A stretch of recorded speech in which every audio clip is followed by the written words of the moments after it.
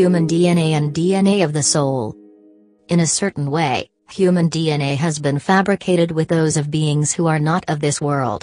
There have been many genetic manipulations, often profiting the evolution of life. Unfortunately, other genetic manipulations have been made to the detriment of life. DNA as you know it has been kept in check. You are not aware of your 12 strands. Soon, with the elevation of the human consciousness, you will recuperate many missing strands, and this will give you access to the parts of yourselves to which you do not have access right now.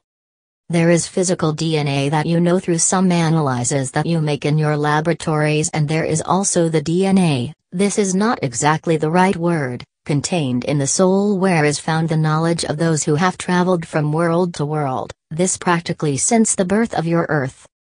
All of the experiences that you make are impregnated in the soul, and what is interesting is that it impregnates itself in its DNA. To speak of the DNA of the soul is a little complicated, but it is there in fact that the true richness of knowledge lies since the beginning of time. This knowledge is not found in human DNA but in that of the soul. Human DNA disappears when a human being leaves this world since it is found in the blood, therefore there is automatically a very important safeguard of the history of humanity in the DNA of the soul. It is besides more of a vibratory and energy impregnation than a physical impregnation. There have been enormous amounts of experimentation made on DNA, and men continue to do this while manipulating the vegetable world, by making experiments on the animal kingdom and on human beings.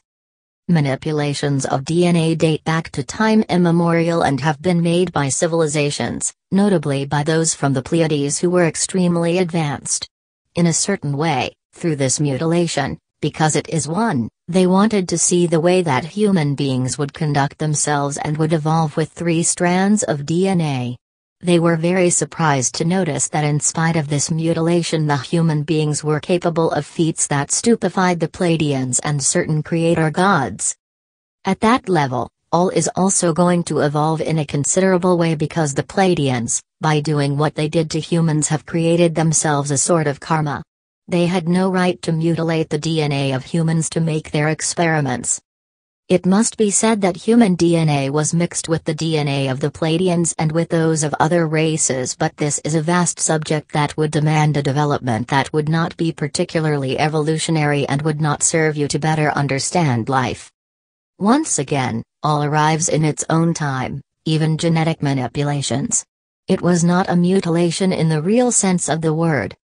They are showing me that the Pleiadians have made part of human DNA dormant, and that the 12 strands will be recuperated with the new consciousness of men and with their help, which, in this way, will permit them to make amends for their mistakes. This is yet again a new page of life on Earth that, for the moment, does not correspond with what you are into your current life. Everything is going to accelerate in a considerable way, and you must adapt yourself to all that will happen in you and around you.